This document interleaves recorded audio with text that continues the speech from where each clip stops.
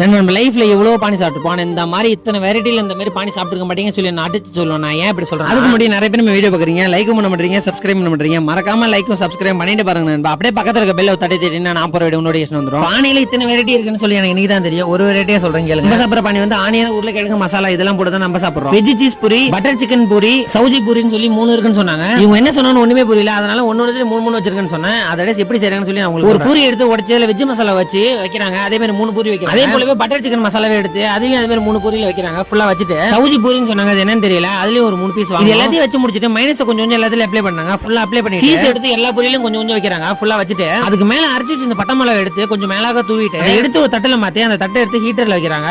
அது ஒரு 5 நிமிஷம் ஹீட் பண்ணணும்னாங்க. அது நல்லா ஹீட் பண்ணதுக்கு அப்புறம் அதை எடுத்து ஒரு பிளேட்ல மாத்தி நம்ம கிட்ட கொடுத்தாங்க. இதோட டேஸ்ட் பாத்தீங்கன்னா வேற மாதிரி இருந்தது. ஒன்னு ஒரு டிஃபரெண்ட் டேஸ்ட்ல இருந்தது. இந்த மாதிரி யாரை சாப்பிட்டீங்களோ மறக்காம கமெண்ட் பண்ணுங்க. இந்த வீடியோ பிடிச்ச இந்த வீடியோ லைக் பண்ணிக்கோங்க. அப்படியே நம்ம சேனலை சப்ஸ்கிரைப் பண்ணிக்கோங்க.